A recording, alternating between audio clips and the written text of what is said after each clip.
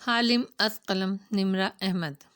وہ اسٹیج پر اس سے چند فٹ کے فاصلے پر آ کر یوں کھڑا ہوا کہ دونوں کا رخ حاضرین کے سامنے تھا۔ وہ ڈائس پر کوہنی جمائے ذرا مڑ کر اسے دیکھ رہی تھی اور فاتح مائک پکڑے کھڑا حاضرین اور صوفیہ دونوں کو باری باری دیکھ رہا تھا۔ نہیں فاتح صاحب، میں بہت ذمہ داری سے آپ کو بتا رہی ہوں کہ میری جو جائیداد ہے وہ ملائیشیا میں ہے۔ میرا جینا میرا مرنا سب ملائیشیا میں ہے۔ میں نے کبھی پاکستان سے باہر کوئی جائیداد نہیں بنائی۔ وہ اعتماد سے مسکراتے ہوئے کہہ رہی تھی، پھر رک کر پوچھا، اور آپ نے؟ میری تو وہی جائیداد ہے جو الیکشن کے وقت میں نے بتا رکھی ہے۔ میرے پاس مزید کچھ نہیں۔ کندھے اچکائے، مگر آپ بالکل شیور ہیں کہ آپ کی دوسری کوئی جائیداد نہیں؟ کیا یہ تیسرا سوال ہے؟ وہ محفوظ انداز میں بولی تو لوگ ہنس پڑے۔ نہیں، یہ سوال نمبر 2 کا پارٹ دوسرا ہے۔ گڈ، میں بالکل شیور ہوں۔ میں نے اپنی جائیداد سے متعلق کبھی جھوٹ نہیں بولا۔ اوکے، میں اس بات کو یاد رکھوں گا۔ اس کے انداز میں کوئی تنبیہ تھی جو صوفیہ رحمان کو اندر سے بے چین کر گئی، مگر اس کی مسکراہٹ لمحے بھر کو بھی چہرے سے جدا نہیں ہوئی۔ تیسرا سوال، آپ کے خیال میں لوگوں کا ووٹ ڈالنا کیوں ضروری ہے؟ کیونکہ ہر شخص سوچتا ہے کہ ایک میرے ووٹ سے کیا ہوگا۔ آپ ووٹرز کو کیسے اس بارے میں سمجھانا چاہیں گی؟ میں اس بات کے خلاف ہوں کہ ایک ووٹ سے کچھ نہیں ہوتا، بہت کچھ ہوتا ہے۔ وہ چہرہ حاضرین کی طرف موڑے مدبر انداز میں کہنے لگی، آپ میں سے ہر شخص کا ووٹ اہم ہے، کیونکہ قطرہ قطرہ مل کر سمندر بنتا ہے۔ اگر ہر شخص گھر بیٹھ جائے اور سوچے کہ اس کا ووٹ بے معنی ہے تو تبدیلی کیسے آئے گی؟ اور اگر ہر شخص ووٹ ڈالنے نکل آئے تو معاشرہ بدل سکتا ہے۔ سب کے ووٹ مل کر ایک بڑی طاقت بن سکتے ہیں۔ آپ ایسے نا امید ووٹرز کو کیسے سمجھائیں گے؟ چہرہ موڑ کر طنز سے فاتح کی طرف دیکھا، وہ جو دوسرے مہمانوں کے سوٹ ٹائی کے برعکس سادہ حلیے میں وہاں کھڑا تھا۔ اس سوال پر اسی انداز سے کندھے اچکائے۔ مجھے توقع تھی کہ آپ یہی قطرہ قطرہ سمندر والا جواب دیں گی، کیونکہ آپ وزیر اعظم صاحبہ لوگوں کو انسانوں کے بجائے ووٹرز کے طور پر دیکھتی ہیں۔ کیا بطور ایک لیڈر ہم لوگوں کو ووٹ ڈالنے کو اس لیے کہتے ہیں تاکہ وہ بھاری اکثریت سے اپنی پارٹی کو جتوائیں؟ کیا یہ ووٹرز انسان نہیں، دماغ نہیں، دل نہیں، صرف نمبرز ہیں؟ سوری میم، مگر میں ایسا نہیں سوچتا۔ وہ افسوس سے کہنے لگا تو حال میں سناٹا چھا گیا۔ شگفتگی سے شروع ہوئی گفتگو تناؤ والے ماحول میں ڈھلنے لگی۔ خود صوفیہ بھی چونک کر اسے دیکھنے لگی۔ وہ مائک پکڑے اب مجمع کو دیکھتے ہوئے کہہ رہا تھا، بعض دفعہ آپ کے ووٹ سے واقعی الیکشن کو کوئی فرق نہیں پڑتا۔ آپ کے ووٹ سے امیدواروں کے جیتنے یا ہارنے کے فیصلے نہیں ہوتے، لیکن پھر بھی آپ کو ووٹ ڈالنا چاہیے۔ اس لیے نہیں تاکہ سب کے ووٹ مل کر کسی کو جتوا دیں یا کسی کو ہرا دیں، بلکہ اس لیے کہ ہر انسان یونیک ہوتا ہے، ہر انسان اہم ہوتا ہے۔ اللہ نے آپ سب کو الگ الگ دماغ، الگ الگ دل اور الگ سوچ دی ہے۔ آپ کو اپنی رائے کی عزت کرنا آنی چاہیے۔ آپ کو اس لیے ووٹ دینا چاہیے کیونکہ وہ آپ کی آواز ہے، آپ کا احتجاج ہے۔ آپ ایک ہیں، اکیلے ہیں تو بھی ووٹ دیں تاکہ آپ کی اپنی نظروں میں اپنی رائے معتبر ہو جائے، آپ کی سوچ کی عزت ہو۔ بھلے آپ کا پسندیدہ امیدوار نہ جیتے، آپ کو اپنے حصے کی آواز اٹھانی ہے۔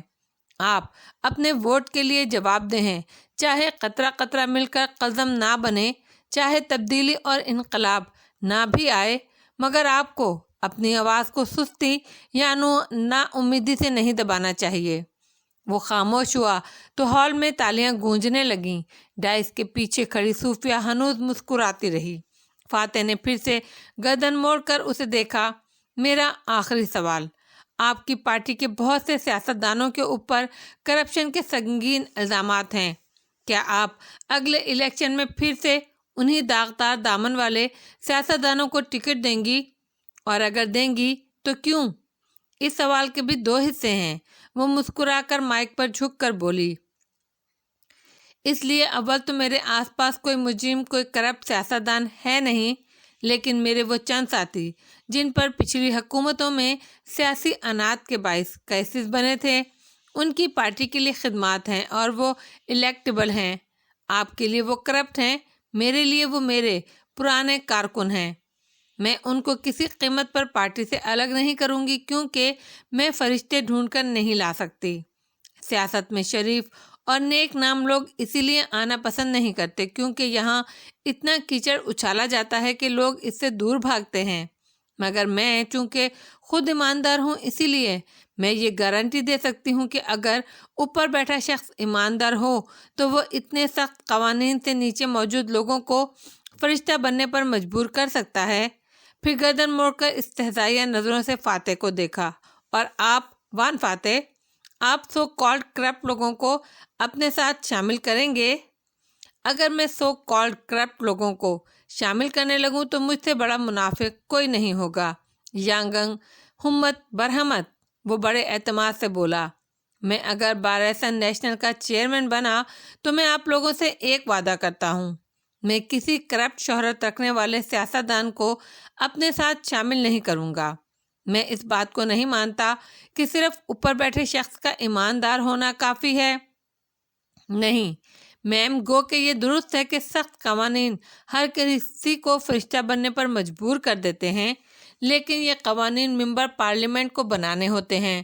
لیڈرز جب داغدار دامن والوں کو ساتھ ملاتے ہیں اور اس خوش فہمی میں رہتے ہیں کہ وہ اس کرپٹ ٹولے کو بدل دیں گے، تو وہ یہ بھول جاتے ہیں کہ ہر کرپٹ آدمی جو ان کے ساتھ شامل ہو رہا ہے وہ اس الحاق کی ایک روز قیمت مانگے گا، اور اگر آپ ابھی اس کے اعمال سے صرف نظر کر رہے ہیں تو کیا گارنٹی ہے آپ آگے بھی اس کی بدکاریوں کو نظر انداز نہیں کریں گے؟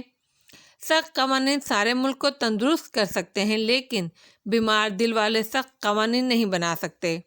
آپ کی ٹیم کو معرفن ایماندار ہونا چاہیے۔ میں اسی لیے کبھی کسی معرفن کرپٹ آدمی کو اپنے ساتھ شامل نہیں کروں گا۔ مجھے آپ سے مزید کچھ نہیں پوچھنا۔ یانگ امت برہمت۔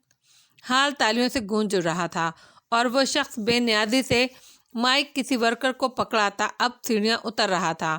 کیمروں کے فلیش چمک رہے تھے، تیز روشنیاں اس ایک آدمی کا احاطہ کیے ہوئی تھیں، اور ایسے میں ڈائس پر کھڑی صوفیہ رحمان کو احساس ہوا تھا کہ وہ دونوں بیک وقت ایک کیمرے کی فریم میں کھڑے ہو کر ایک ہی طرح کے سوالات کے جواب دے چکے تھے، اور یقیناً لوگ اب جوابات کا موازنہ کر رہے ہوں گے، اور ایسا صرف ایک موقع پر ہوتا ہے، سیاسی ڈیبیٹ میں۔ وہ یہاں اس سے جوابات لینے نہیں، اپنے الیکشن کی ڈیبیٹ کرنے آیا تھا۔ نہ چاہتے ہوئے بھی صوفیہ رحمان نے فاتح رامدل کو پارٹی چیئرمین بنانے میں اپنا کردار ادا کر دیا تھا۔ وہ صرف ہضمیت سے بچنے کے لیے اور اس کو لاجواب کرنے کے لیے اسے بولنے کا موقع دے بیٹھی تھی۔ فاتح کی ٹیم اس کو بری طرح کون کر چکی تھی۔ جس وقت صوفیہ کو یہ جان لیوا احساس ہوا، محفل ختم ہو چکی تھی اور مہمان ریفریشمنٹ کی طرف بڑھ رہے تھے۔ گرینڈ ڈیبیٹ سے اگلے دن سیاسی سرگرمیوں سے تعطل کا دن تھا۔ وہ خاموشی سے بڑے دن کا انتظار کا دن تھا، وہ آرام کا دن تھا۔ ایڈم بن محمد صبح سویرے اٹھ کر اپنے باغیچے میں آیا تو گھاس پر شبنم کے قطرے جگمگا رہے تھے۔ مرغے اور چوزے دڑبے میں بند تھے، مگر صبح صادق کے ساتھ چوں چوں شروع کر دیتے تھے۔ وہ جمائی روکتا ان کے ڈڑبے تک آیا اور ایک ڈبے سے خوراک کی مٹھی بھر کر اندر پھینکی۔ پروں کی پھڑپھڑاہٹ اور چوں چوں کا بند ہو جانا اس بات کا غماز تھا کہ مرغے اور چوزے ناشتے میں لگ چکے تھے۔ پھر وہ سست روی سے دروازے تک آیا جہاں رول شدہ اخبار گرا تھا۔ نم گھاس کے باعث وہ ذرا گیلا ہو چکا تھا۔ ایڈم نے اسے اٹھایا، جمائی روکتے ہوئے اس کی تہہ کھولی۔ پہلے صفحے پر لگی شہ سرخی جگمگا رہی تھی، دا ہانگ کانگ پیپرز۔ اسے صرف یہ 4 الفاظ نظر آئے اور اس کا چہرہ چمک اٹھا، حیرت، خوشی، ایکسائٹمنٹ۔ وہ تیزی سے برآمدے میں آیا اور جلدی جلدی وہ ساری اسٹوری پڑھنے لگا۔ سائمن فوسٹر کے نام سے تحریر کردہ وہ نیوز اسٹوری جو ایک مایہ ناز اخبار میں چھپی تھی بتا رہی تھی کہ مصدقہ اطلاعات کے مطابق ان 10 افراد کے نام کلائیڈ اینڈ لی کے کلائنٹ میں سے ہیں، اور ان میں سر فہرست صوفیہ رحمان تھی۔ ایڈم کا چہرہ کھل اٹھا، مسکراہٹ اتنی گہری ہوئی کہ دانت دکھائی دینے لگے۔ صوفیہ رحمان نے کل ہی بے بانگ دہل کسی بھی بیرون ملک جائیداد سے انکار کیا تھا، اور اب اس کا جھوٹ پکڑا گیا تھا۔ اس نے یہ معلومات تالیہ کو بروقت دی تھی۔ تالیہ نے فاتح کو ہنٹ دیا تھا کہ جلد ہی ایسے انکشافات منظر عام پر آئیں گے۔ ایڈم کو نہیں معلوم تھا کہ یہ آج کی اخبار میں چھپ جائیں گے، کیونکہ سائمن نے اس دن کے بعد اس سے رابطہ نہیں کیا تھا، اور اب وہ اخبار کی زینت بنے تھے۔ وہ خوشی سے جھوم جھوم اٹھا۔ اس نے بالآخر ان کرپٹ حکمرانوں کو ایکسپوز کر دیا تھا۔ اس نے بالآخر عوام کے سامنے کس نے؟ ایڈم نے، ایک دم جیسے کسی نے اس کے چہرے پر تماچا دے مارا۔ وہ بالکل ٹھہر گیا اور دوبارہ سے پوری خبر پڑھی۔ پہلی دفعہ حیرت اور جوش سے پڑھی تھی، اب دھڑکتے دل اور متلاشی نظروں سے پڑھی۔ سائمن فوسٹر کو کلائیڈ اینڈ لی کے ایک ویسل بلور وکیل نے نام صغیر راز میں رکھنے کی شرط پر یہ اہم ای میل فراہم کی ہے۔ سائمن فوسٹر کی تحقیق کے مطابق، سائمن فوسٹر کی کئی مہینوں کی محنت کے بعد، سائمن فوسٹر نے ہمیشہ ہی کی طرح اس دفعہ بھی اپنی تفتیشی صلاحیتوں کا لوہا منوا لیا۔ سائمن فوسٹر بہت عرصے سے اس فرم کے پیچھے لگے تھے، اور بالآخر وہ یہ راز حاصل کرنے میں کامیاب ہو گئے۔ سائمن فوسٹر کے تہلکہ خیز انکشافات، اخبار اس کے ہاتھ سے پھسل گیا۔ وہ ٹکر ٹکر ان الفاظ کو دیکھ رہا تھا۔ وہاں کسی ایڈم بن محمد کا نام نہیں تھا۔ کلائیڈ اینڈ لی کے ویسل بلور وکیل اور سائمن فوسٹر کے درمیان سے ایڈم بن محمد کا نام مکھن سے بال کی طرح نکال دیا گیا تھا۔ ایک چھوٹے ٹابلوڈ کا صحافی ایڈم بن محمد کوئی اہمیت نہیں رکھتا تھا۔ 10 اہم نام اور ان کی ای میلز اس نے بغیر کسی کانٹریکٹ یا ایگریمنٹ کے اس خوش اخلاق گورے صحافی کو دے دی تھی، اور اس نے اس معمولی سے ایڈم بن محمد کو درمیان سے بالکل غائب کر دیا تھا۔ وہ اس کی سٹوری چرا کر لے گئے تھے، اور وہ بے یقین سا اخبار گیلے گھاس پر گرا کر بیٹھا رہا۔ الیکشن کی صبح بارایسن نیشنل کے ہیڈ آفس کے لیے ڈھیروں امیدیں، فکر اور تناؤ لیے طلوع ہوئی تھی۔ آفس کے فلور کی مرکزی لابی کے دائیں ہاتھ بنے آفیسز وان فاتح کی حمایتوں کے تھے، اور لابی کی دوسری جانب دور تک پھیلے کمروں میں حاکمی صاحب کا اسٹاف کمپین پر کام میں مصروف تھا۔ لابی دونوں ٹیموں کے درمیان نو مینس لینڈ کا کردار ادا کر رہی تھی، اور جیسے جیسے الیکشن قریب آتا گیا، دونوں اطراف کے جوشیلے ورکرز میں تلخ کلامی اور بحث و مباحثہ معمول بن گیا تھا۔ اکثر کیفے میں لنچ کے اوقات میں اسٹافرز اور کارکنوں کے زبانی کلامی لڑائیوں کی خبریں ملتی رہتی تھیں۔ البتہ الیکشن کے دن دونوں اطراف میں اتنا تناؤ اور پریشانی تھی کہ آج کوئی لڑائی نہیں ہوئی۔ لابی سنسان پڑی تھی، دونوں فریق اپنی اپنی طرف ہال تک محدود تھے۔ بی این کی الیکشن کمیٹی کا آفس اوپر والے فلور پر تھا، جہاں ان کے اینالسٹ اور سپروائزر ایک کنٹرول روم میں کمپیوٹر اسکرین کے سامنے بیٹھے پولنگ کا جائزہ لے رہے تھے۔ بی این کے سارے ملک میں پھیلے رجسٹرڈ ممبرز اپنے موبائل فون سے ووٹ دے رہے تھے، اور اسکرینوں کے سامنے بیٹھے نیوٹرل امپائرز کو ہر ووٹ کا اندراج دکھائی دے رہا تھا۔ وہاں سافٹ ویئر ایکسپرٹ اور انٹرنیٹ سیکیورٹی کنسلٹنٹ بھی موجود تھے، جن کا مقصد بی این کی ویب سائٹ کی مسلسل حفاظت کرنا تھا، تاکہ ووٹنگ کا عمل کسی بھی قسم کی ہیکنگ یا مداخلت سے پاک رہے اور رزلٹ ایمانداری سے تیار کیا جا سکے۔ واپس بی این کے مرکزی فلور پر آؤ تو خاموش پڑی لابی کے دونوں اطراف بنے آفیسز کے دروازے بند تھے۔ وان فاتح کے اسٹافرز اور مرکزی رہنما اس وقت کانفرنس ہال میں جمع تھے۔ وہاں گول میز کے علاوہ بھی درجنوں کرسیاں آگے پیچھے پڑی تھیں۔ کوئی بیٹھا تھا، کوئی چل پھر رہا تھا، کسی نے کافی اٹھا رکھی تھی، کوئی ٹی وی اسکرین کی طرف متوجہ تھا۔ غرض اتنا شور اور رش تھا کہ کان پڑی آواز سنائی نہیں دیتی تھی۔ وہ خود بھی آج اپنی کمپین کو آدھی آستین والی نیلی شرٹ میں ملبوس دیکھ رہا تھا۔ بال ماتھے پر بکھیر رکھے تھے، پہلوؤں پر ہاتھ رکھے کھڑا وہ مسکرا کر 2 کارکنوں سے محو گفتگو تھا، جو اسے پرسوں صوفیہ رحمان کے ساتھ کی گئی ڈیبیٹ پر مبارکباد دے رہے تھے۔ جیسے کہ توقع کی گئی تھی ڈیبیٹ کی ویڈیو وائرل ہو گئی تھی اور ووٹرز میں بہت پسند کی گئی تھی۔ ان سے بات کرتے ہوئے اس کی متلاشی نظریں کمرے میں دوڑ رہی تھیں اور پھر وہ اسے اس بھیڑ میں نظر آ ہی گئی۔ کونے میں ایک کرسی پر بیٹھی وہ موبائل پر بات کر رہی تھی۔ فاتح سے نظر ملی تو مسکرائی اور وکٹری کی 2 انگلیاں بنا کر دکھائیں۔ یہ ایک طرح کی تسلی تھی کہ ہم جیت جائیں گے، ورنہ اندر سے وہ سب فکر مند اور بے چین تھے۔ فون پر ایڈم تھا، وہ دبے لفظوں میں اسے تسلی دے رہی تھی۔ تمہاری غلطی نہیں ہے ایڈم، خود کو قصوروار مت ٹھہراؤ، مجھے الیکشن سے فارغ ہونے دو، ہم اس سائمن فوسٹر سے نبٹ لیں گے۔ جو بھی ہے، اس خبر نے صوفیہ رحمان کو نقصان اور وان فاتح کو فائدہ پہنچایا ہے۔ اچھا یہ بتاؤ، تم نے اپنا ووٹ کاسٹ کیا؟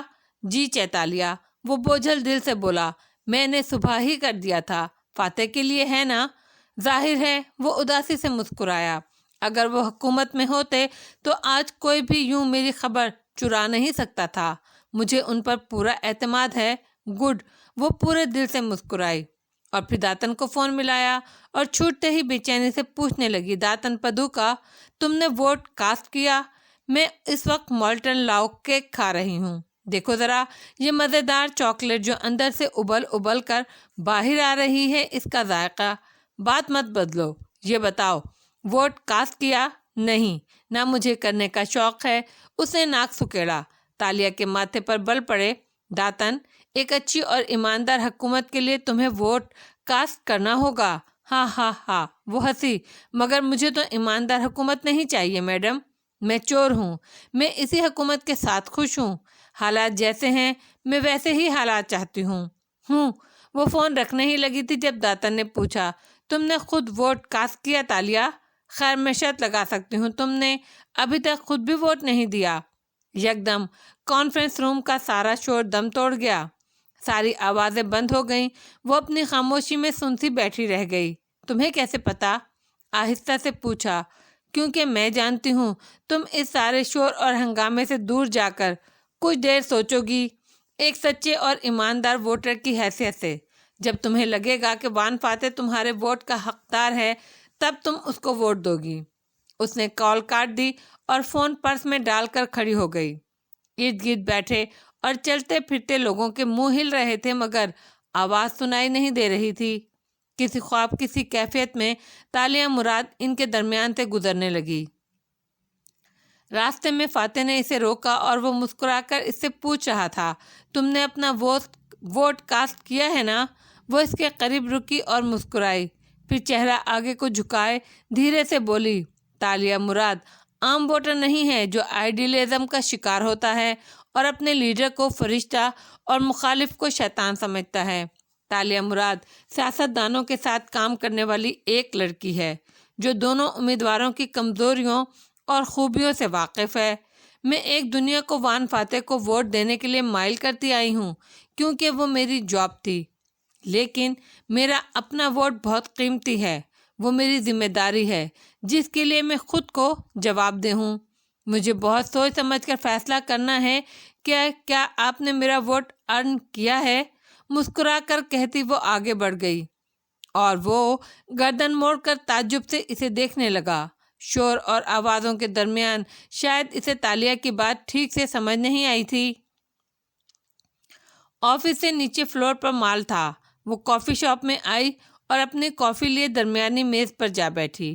اس نے آج بھی فاتح کی لوگو والی شرٹ نہیں پہنی تھی۔ وہ سفید بلاؤز اور سیاہ اسکرٹ کے ساتھ منی سیاہ کوٹ میں ملبوس بالوں کو جوڑے میں لپیٹے کسی بھی قسم کی سیاسی چھاپ سے پاک لگ رہی تھی۔ روسٹڈ شدہ کافی کی مہک سارے میں پھیلی تھی۔ اس نے ایک گھونٹ بھی نہیں بھرا، وہ بس کافی گلاس کو دیکھی جا رہی تھی۔ بہت سے مناظر آنکھوں کے سامنے گھوم رہے تھے۔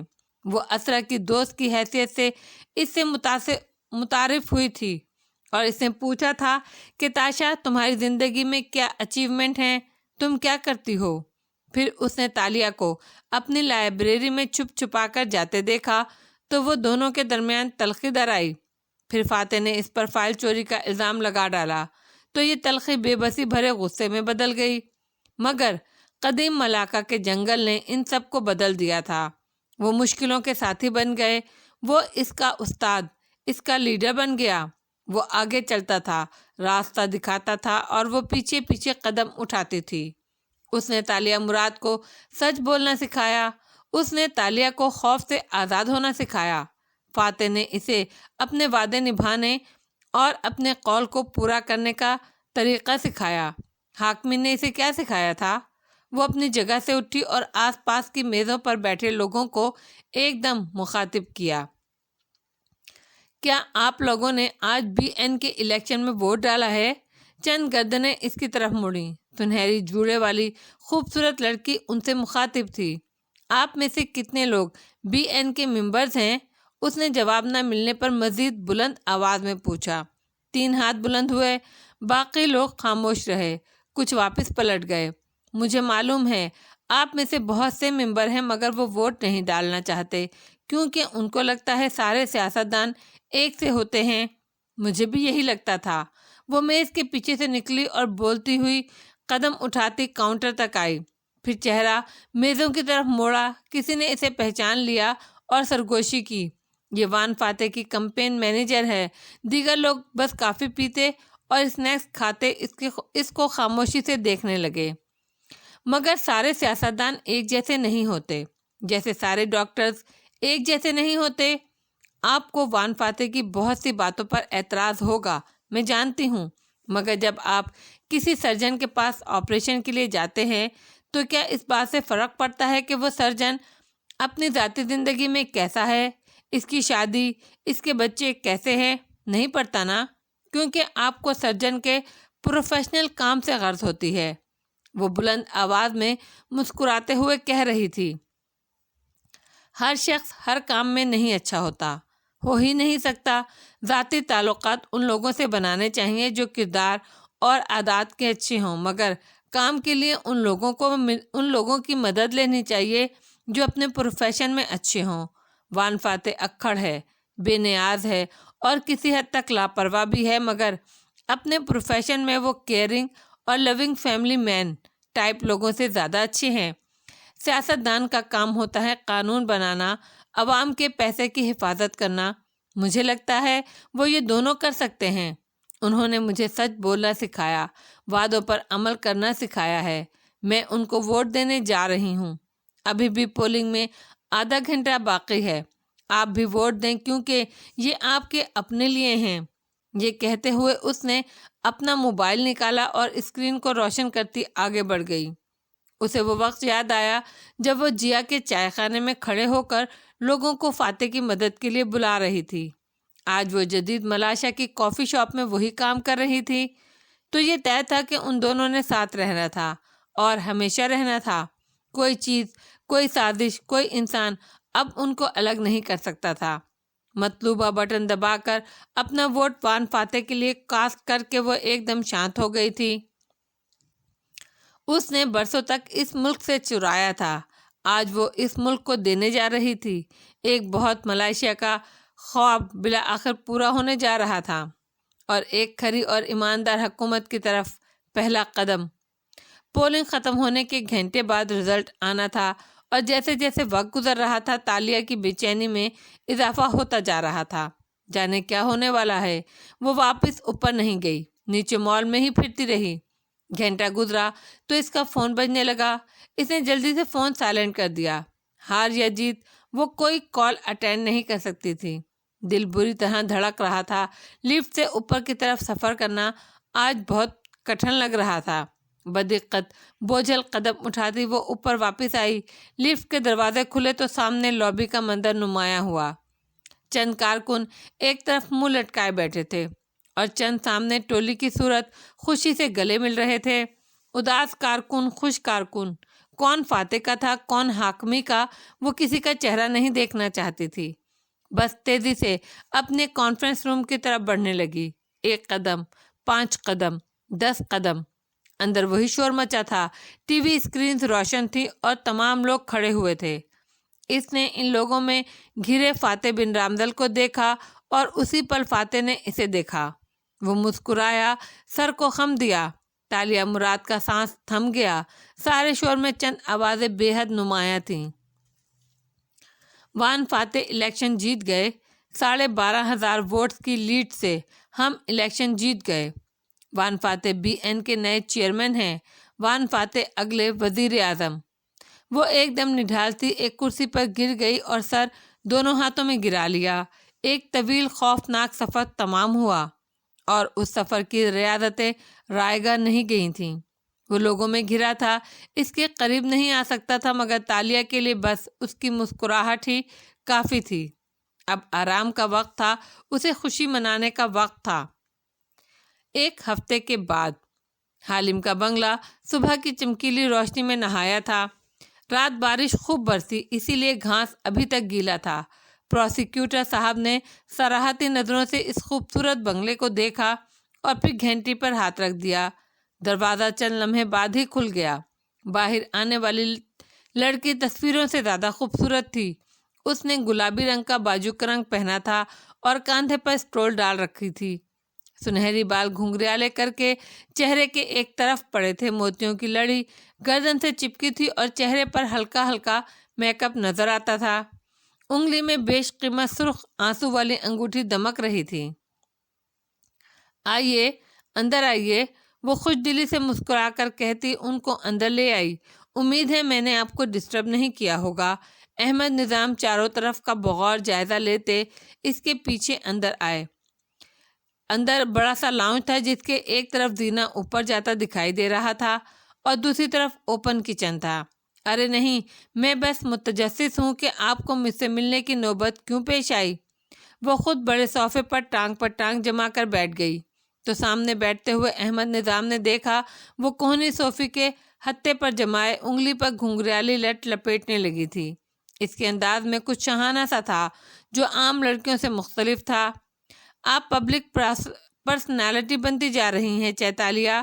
کچھ سوال میرے ذہن میں اٹھ رہے تھے جن کا جواب دینے کے لیے آپ کو زحمت دینا چاہتا تھا تو آپ مجھے بلا لیتے۔ میں نے آپ کے گھر کی بڑی تعریف سنی تھی، اپنی آنکھوں سے دیکھنا چاہتا تھا۔ ماشاء اللہ، بہت خوبصورت گھر ہے۔ کتنے کا لیا تھا؟ صوفے پر بیٹھی لڑکی مسکرائی۔ اگر آپ اسے خریدنا چاہتے ہیں تو میں گھر کے کاغذات لے آتی ہوں۔ پچھلا پورا مہینہ میں سیاسی کاموں میں بزی رہی تو ٹھیک سے صفائی نہیں کروا سکی۔ نہیں، میں دل سے تعریف کر رہا تھا۔ کسی انسان کا گھر دیکھ کر میں اس کے بارے میں بتا سکتا ہوں کہ وہ کیسا آدمی ہے۔ آپ کنفیوژن جیسے ہیں کیا؟ وہ ہلکے سے ہنس دیا۔ نہیں، مگر میں یہ جاننا چاہوں گا کہ آپ کا سورس آف انکم کیا ہے؟ میں ایک پینٹر ہوں، اپنی پینٹنگز آن لائن بیچتی ہوں، اس سے میں نے یہ سب بنایا ہے۔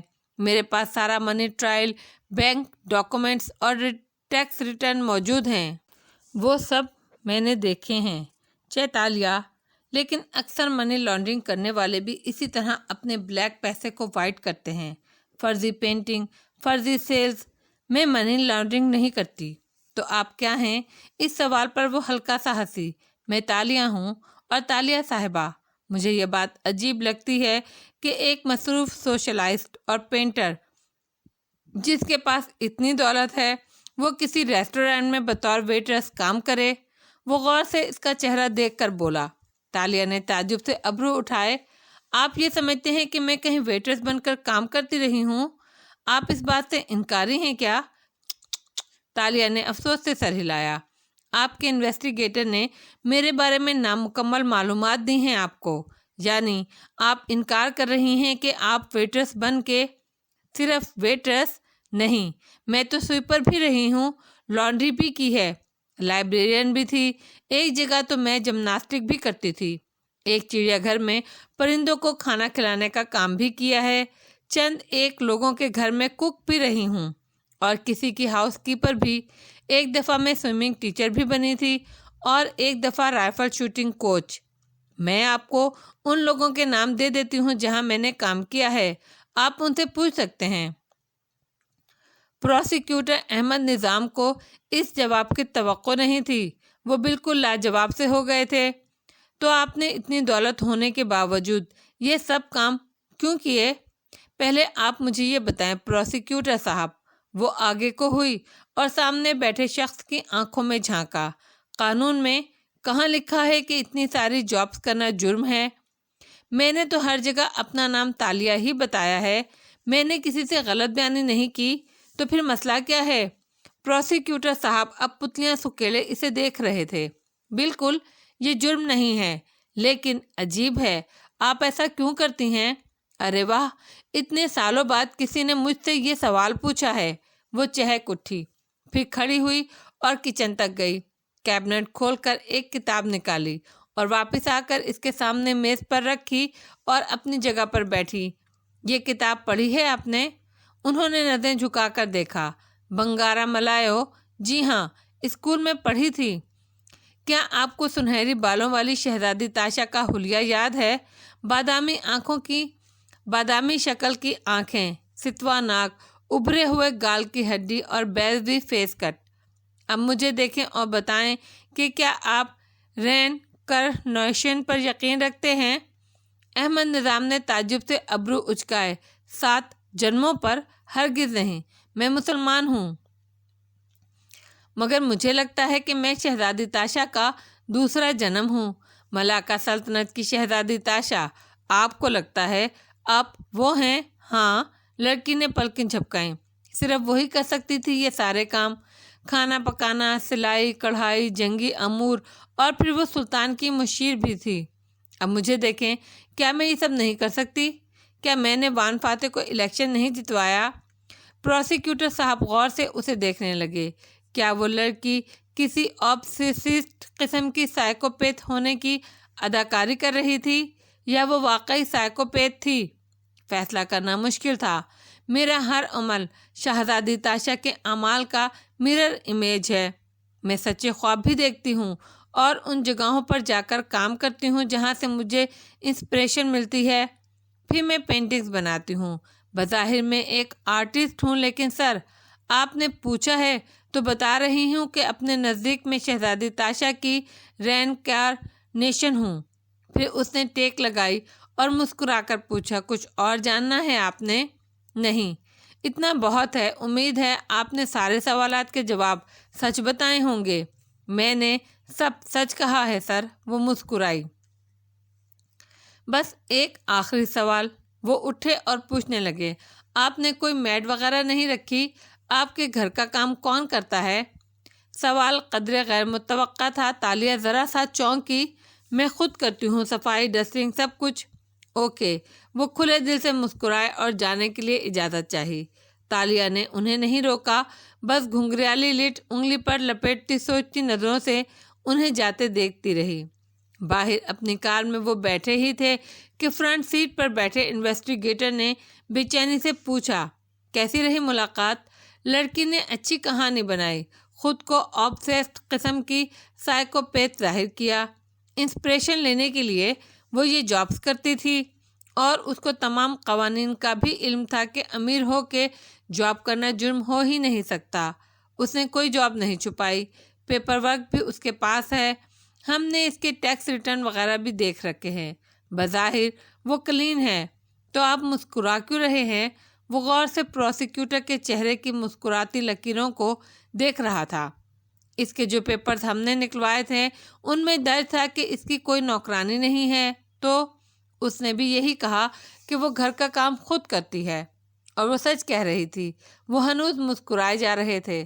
اکثر لوگ گھر کا کام خود کرتے ہیں سر، اور اسی لیے وہ پچھلا پورا مہینہ گھر سے لا تعلق اور وان فاتح کی مہم میں اتنی مصروف رہی کہ اس نے گھر کی صفائی پر توجہ نہیں دی۔ انویسٹیگیٹر نے منہ بنایا۔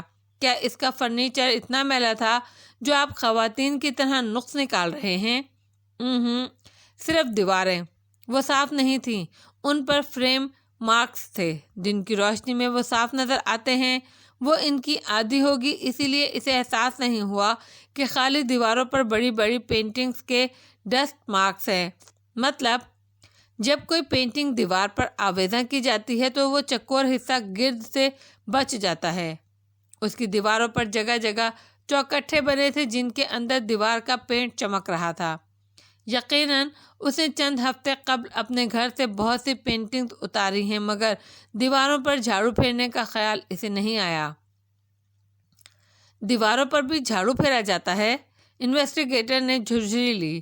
اگر تمہاری بیوی میری بیوی جیسی صفائی پسند ہوتی تو وہ تمہیں بتاتی کہ بال بھی شیمپو کیے جاتے ہیں اور پرفیوم بھی لگایا جاتا ہے۔ وہ ناک سکیڑ کر کار اسٹارٹ کرنے لگے۔ چوٹ اس کے رف حلیے پر تھی۔ وہ شرمندہ ہو گیا۔ بہرحال ان سب سے کیا نتیجہ نکلا؟ ہو سکتا ہے اس نے پینٹنگز اتار دی ہوں۔ یہ بھی جرم ہے؟ ایک لڑکی جو مختلف حلیے اپناتی رہتی ہو اور جسے آرٹ کی ساری سمجھ ہو، وہ اپنے گھر میں لگی بہت سی پینٹنگ ایک دم سے غائب کر دے تو وہ صرف ایک چیز ہو سکتی ہے۔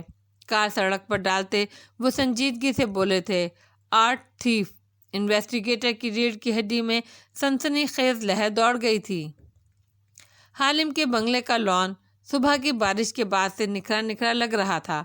آج وقفے وقفے سے بارش ہو رہی تھی اور سیاہ بادلوں نے آسمان پر ایسے بسیرا کیا ہوا تھا کہ دوپہر ہونے کے باوجود شام سی لگتی تھی۔ تالیہ نے اپنے لاؤنج کی ساری کھڑکیاں کھول رکھی تھیں، بتیاں بجھی تھیں۔ اسی قدرتی روشنی میں ان تینوں نے دوپہر کا کھانا کھایا تھا۔ اب وہ لاؤنج میں ٹی وی کے سامنے بیٹھے تھے۔ تینوں کی کرسیاں برابر رکھی تھی اور تینوں کے ہاتھ میں ڈیزرٹ سے بھرے پیالے تھے۔ ایڈم جتنا اداس تھا، تالیہ اتنی ہی خوش۔ داتن البتہ ہمیشہ ہی کی طرح اپنے حال سے مطمئن تھی۔ اب تم کب تک آفس نہیں جاؤ گی؟ داتن نے جھک کر پرس سے دوا کی ڈبی نکالتے ہوئے پوچھا۔ بھائی ہم الیکشن جیتے ہیں، اتنی محنت کے بعد۔ یہ پورا ہفتہ فاتح صاحب اور اسرا بیگم نے مبارکباد کی پارٹیز میں گزار دیا ہے۔ اگلا ہفتہ بھی ایسے ہی گزرے گا، اسی لیے میں نے 15 دن کی چھٹی لے لی تھی۔ یہ تم کس چیز کی دوا لے رہی ہو؟ اس کو گولیاں پھانکتے دیکھ کر وہ چونکی۔ یہ اینٹی ڈپریشن ہے مادام، جو میری عمر میں آ کر لینی پڑتی ہیں۔ داتن پدوکا لاپرواہی سے بولی اور ٹی وی دیکھنے لگی۔ میرے باپا تو نہیں لیتے تھے، وان فاتح نہیں لیتے، ہر کسی کو نہیں لینی پڑتی، مگر جو لوگ ووٹ نہیں دیتے ان کو تو ڈپریشن ہوگا نا۔ اور سر جھٹک کر سامنے دیکھنے لگی۔ دفعتاً ایڈم پر نظر پڑی تو گہری سانس لی۔ تم کیا مجنوں بنے بیٹھے ہو؟ اب بس کرو افسوس کرنا، ہم سائمن فوسٹر سے ڈیل کر لیں گے۔ مجھے اس طرح ان کو وہ چیزیں دینی ہی نہیں چاہیے تھی۔ ایڈم ابھی تک افسوس کر رہا تھا۔ اس کا ڈیزرٹ پگھل رہا تھا اور وہ بے توجہی سے اندر چمچ ہلا رہا تھا۔ بس کر دو خود کو الزام دینا ایڈم، داتن نے برا سا منہ بنایا۔ میں نے تمہیں اس صحافی سے ملوایا تھا، میں تو خود کو نہیں ملامت کر رہی، تم بھی دل چھوٹا نہیں کرو۔ حالانکہ جو لوگ ووٹ نہیں ڈالتے انہیں خود کو ملامت کرنا چاہیے۔ تالیہ اس دن سے اس بات پر چوٹ کر رہی تھی، مگر داتن برا مانے بغیر مسکراتی رہی۔ ہاں، تم ووٹ ڈالنے والوں کو بھی جلد آٹے دال کا بھاؤ معلوم ہو جائے گا۔ مگر ایڈم منہ لٹکائے بیٹھا رہا۔ کوئی بھی چیز اس کے دل کو تسلی نہیں دے سکتی تھی۔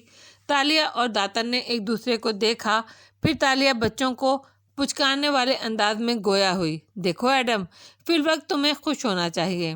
وان فاتح الیکشن جیت گئے ہیں، ان کے خواب پورے ہونے جا رہے ہیں۔ اب ہم حکومتی پارٹی میں ہوں گے، ہم سائمن جیسے اس کامرس کا راستہ روک لیں گے۔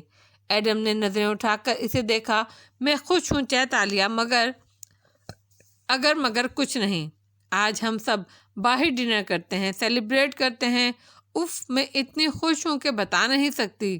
وہ گویا جھوم جانا چاہتی تھی۔ مجھے آخری لمحے تک دھڑکا لگا تھا کہ ہم ہار گئے تو، مگر ہم نہیں ہارے۔ سچ کی جیت ہوئی، سب اتنا اچھا جا رہا ہے۔ اب تم تو اداس نہ ہو۔ وہ بہت خوشی سے کہہ رہی تھی جب داتن نے ٹوکا، وہ تمہارا وان فاتح آ رہا ہے ٹی وی پر۔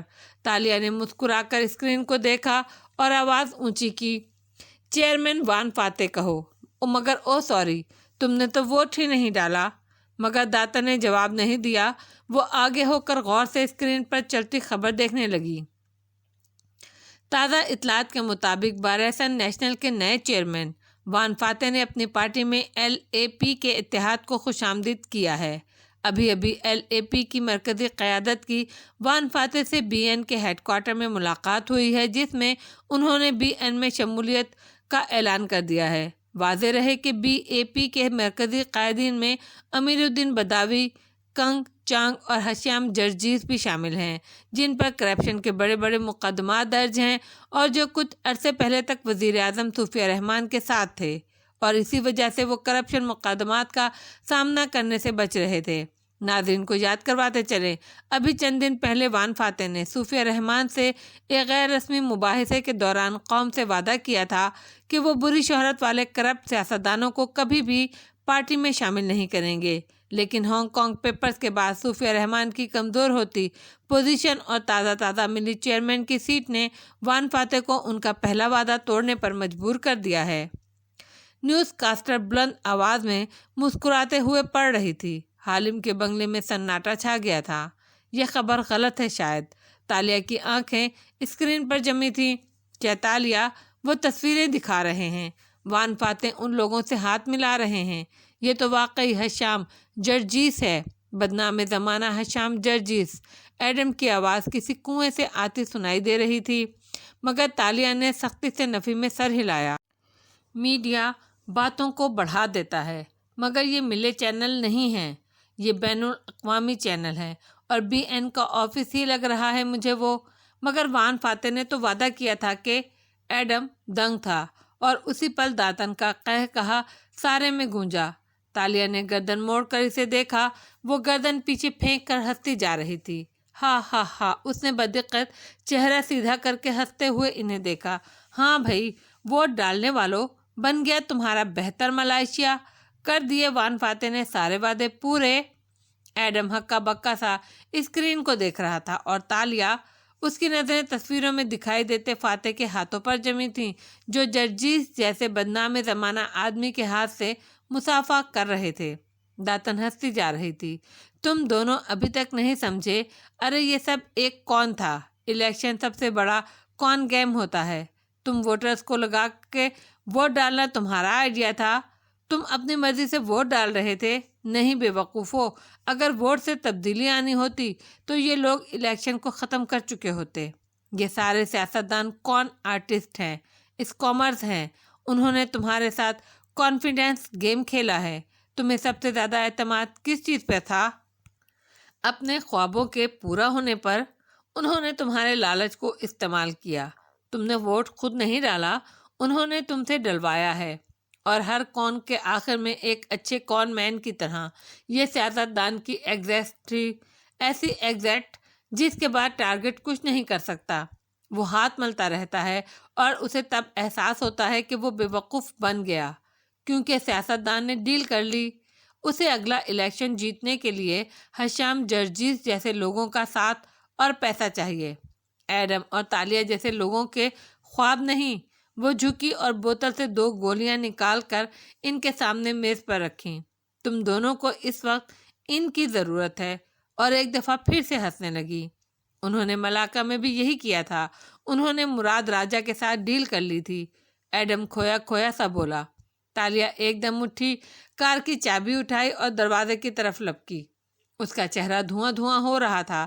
ایڈم پیچھے جانے لگا تو داتن نے اسے روکا۔ اسے اپنے لیڈر سے خود بات کرنے دو، آنکھوں کی پٹی اور چہرے کے نقاب کو اترنے دو۔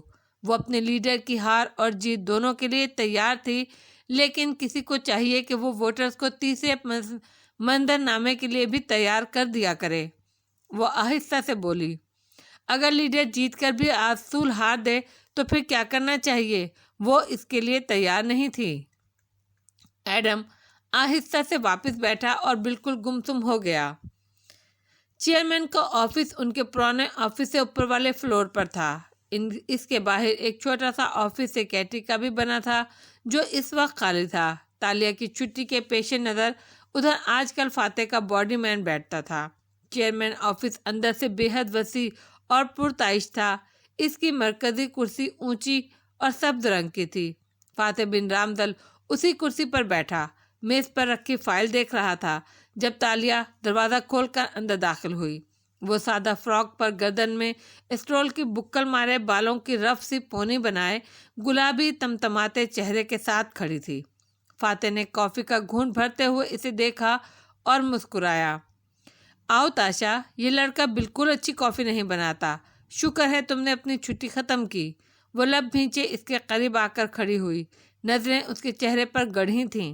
میں نے ابھی ابھی نیوز دیکھی، آپ نے LAP سے اتحاد کر لیا، یہ کب ہوا؟ اس کا لہجہ عجیب سا تھا۔ ہاں، وہ فاتح نے فائل کا صفحہ پلٹایا اور اینک اتار کر رکھی۔ ان کے ساتھ اتحاد ضروری تھا، الیکشن میں صرف 1 سال پڑا ہے اور صبا کی ریاست سمیت بہت سی جگہوں پر ان کے بغیر ہم نہیں جیت سکتے۔ آپ نے LAP سے اتحاد کر لیا؟ وہ بے یقینی سے پوچھ رہی تھی، حشام جرجیز جیسے کرپٹ لوگوں سے۔ ریلیکس، اتنی پریشان نہ ہو، پارٹی کے پاس پیسے نہیں ہیں اور ہمیں ان کی حمایت چاہیے۔ وہ سنجیدگی سے اسے دیکھ کر بولا، جیسے تم نے اشر کے پیسوں سے میرے الیکشن کو فنڈ کیا تھا، اسی طرح ہم ان کے پیسوں سے BN کے الیکشن کو فنڈ کریں گے۔ اشر انتہائی خبیث شخص ہے، لیکن اس نے کرپشن کر کے دولت نہیں بنائی سر۔ رشوت کھاتا ہے، منی لانڈرنگ بھی کرتا ہے، لیکن اس نے عوام کا پیسہ، ٹیکس کا پیسہ کبھی نہیں کھایا، کیونکہ وہ عوامی عہدے پر نہیں رہا۔ تالیہ مراد نے کبھی لوگوں سے دھوکہ نہیں کیا، وعدہ نہیں کیا ایسا کہ وہ اشر سے مدد نہیں مانگے گی۔ وہ غصے میں کہہ رہی تھی، آپ نے اسٹیج پر کھڑے ہو کر لوگوں کو گواہ بنا کر کہا تھا کہ آپ ایسے لوگوں کے ساتھ نہیں بیٹھیں گے، آپ نے انہیں پارٹی میں ہی شامل کر لیا۔ فاتح نے گہری سانس لے کر ٹیک لگائی۔ اچھا، اگر میں ایسے لوگوں کو نہ لوں تو کیا کروں؟ الیکشن ہار جاؤں، ساری عمر اپوزیشن میں بیٹھوں؟ تمہارے خیال میں وزیر اعظم کا الیکشن جیتنے کے لیے یہ نہ کروں تو کیا کروں؟ میرا خیال جو بھی ہو، اس سے فرق نہیں پڑتا فاتح صاحب۔ وہ ہتھیلیاں میز پر رکھے جھک کر غرائی، آپ کے خیالات سے فرق پڑتا ہے۔ آپ نے وہاں کھڑے ہو کر صوفیہ رحمان کی بات کو رد کیا تھا، آپ نے وعدہ کیا تھا، مگر اب آپ وہی کر رہے ہیں جو صوفیہ کرتی آئی ہے۔ حشام جرجیز جیسے لوگ کرپٹ لوگ ہیں سر۔ وہ اول تو اس پر کوئی کرپشن ابھی تک ثابت نہیں ہوئی، دوسری بات، تالیہ نے زور سے بند مٹھی میز پر رکھی، اب آپ اس کو ڈیفینڈ بھی کریں گے؟ وہ بے یقینی سے دبا دبا چلائی، کیا کرسی اور اقتدار ایسے انسان کو بدل دیتی ہے؟ ہم سب جانتے ہیں وہ کرپٹ ہے۔ آپ نے وعدہ کیا تھا آپ کسی بری شہرت والے کو پارٹی میں نہیں لیں گے۔ وہ ایک کمپین پرومس تھا۔ وہ غصے سے سیٹ سے اٹھا اور غرا کر بولا۔ تالیہ کے کندھے دھڑک گئے، وہ سیدھی کھڑی ہوئی تو جب اس کا چہرہ دیکھا، جب آپ وہ وعدہ کر رہے تھے تو آپ کو معلوم تھا آپ اسے پورا نہیں کر سکتے، پھر آپ نے وہ وعدہ کیوں کیا؟ آپ لوگوں کو کیا جواب دیں گے؟ لوگ 1 ہفتے میں بھول جایا کرتے ہیں، لوگوں کو ہر بات سمجھ نہیں آتی۔ اس نے غصے سے ہاتھ جھلا کر کہا، کارکن ہوتا ہے اور چیئرمین۔ میں اس سیٹ پر اس لیے ہوں کیونکہ مجھے معلوم ہے اس سانپ سیڑھی کے کھیل کو کیسے کھیلنا ہے، کچھ کمپرومائز کرنے پڑتے ہیں۔ تو پھر مجھے کیوں برا بھلا کہا تھا جب میں ابو الخیر کے پیسے لائی تھی آپ کو چھڑوانے کے لیے؟ وہ زور سے چلائی۔ پھر مجھے کیوں کہا تھا کہ میں جھوٹی ہوں، کون آرٹسٹ ہوں، چور ہوں؟ مجھے کیوں کہا تھا کہ مجھے خود کو بدلنا ہے؟ اگر آپ نے ان چوروں کے ساتھ مل ہی جانا تھا تو مجھے کیوں سچ بولنا سکھایا تھا؟ مجھے کیوں اصول اور اخلاقیات سکھائے تھے؟ میں نے اپنی زندگی تباہ کر دی آپ کی اس جاب میں۔ میرے پیچھے پروسیکیوٹر پڑ گئے صرف اس لیے کہ میں آپ پر یقین کرتی آئی، اور آخر میں آپ نے وہی کیا جو آپ نے ملاقہ میں کیا تھا۔ آپ نے وہاں بھی میرے باپ سے ڈیل کی تھی، آپ کو وہاں بھی معلوم تھا وہ صندوق غلاموں کو نہیں دینے، آپ نے شروع سے انہیں مراد راجہ کو واپس کرنے کی پلاننگ کی تھی۔ آپ میرے جیسے لوگوں کو اسکامرز کہتے تھے، تو آپ خود کیا ہیں؟ آپ سیاستدان کیا ہیں؟ صدمے اور غصے سے بولتے ہوئے اس کی آنکھوں سے آنسو بہنے لگے۔ کیئرفل، فاتح نے ہاتھ اٹھا کر سختی سے اسے روکا۔ تم مجھے ٹھیک نہیں لگ رہی ہو، اسی لیے پتہ نہیں کیا بولے جا رہی ہو۔ یہاں مجھ پر چلانے کے بجائے گھر جاؤ اور آرام کرو۔ اوہ، یعنی اگر میں یہاں آپ پر چلاؤں گی تو آپ مجھے نوکری سے فائر کر دیں گے؟ وہ غصے سے بولی۔ تاشا، تم واقعی چیئرمین صاحب۔ اس نے میز پہ ہاتھ مارا اور اس کی آنکھوں میں دیکھ کر چبا چبا کر بولی، میرا نام تالیہ ہے، میں مراد راجہ کی بیٹی ہوں، میں اپنے باپ کی شہزادی ہوں، اور آپ وانگلی کے غلام ہیں۔ میں سمجھی تھی میں نے آپ کو آزاد انسان بنا دیا تھا، مگر آپ اب بھی غلام ہی ہیں۔ آپ کیا فائر کریں گے مجھے؟ میں آپ کو فائر کرتی ہوں اپنے باس کے عہدے سے، میں آپ کو فائر کرتی ہوں اپنی چیئرمین کی کرسی سے، میں آپ کو فائر کرتی ہوں اپنے لیڈر کے مقام سے۔ آپ آج سے میرے لیڈر نہیں ہیں۔ آپ نے ایک کون وومن کو کون کرنے کی غلطی کی ہے، اور اب میں آپ کو وزیر اعظم بننے نہیں دوں گی۔ میرا نام یاد رکھیے گا، میں تاشا نہیں ہوں، میں تالیہ بنت مراد راجہ ہوں۔ اور وہ اس پر غراتے ہوئے آگے بڑھی۔ ملکہ کسی انداز میں ہاتھ مار کر اس کی میز سے چیزیں گرا دیں۔ وہ ماتھے پر بل لیے کھڑا اسے دیکھتا رہا، کچھ کہا نہیں، ضبط کر گیا۔ وہ مڑی اور تیزی سے دروازے کی طرف بڑھ گئی۔ اس کی آنکھیں آنسوؤں سے بھری تھیں۔ وہ کافی دیر تک واپس نہیں آئی تو ایڈم اٹھ کر لاؤنج میں دائیں بائیں ٹہلنے لگا۔ وہ فون لے کر نہیں گئی تھی، اسی لیے اس سے رابطہ بھی نہیں ہو رہا تھا۔ پتہ نہیں کہاں ہوگی، ٹھیک بھی ہوگی یا نہیں۔ او ہیرو، یہ مت سمجھو کہ وہ خود کو ٹرین کے نیچے دے دے گی۔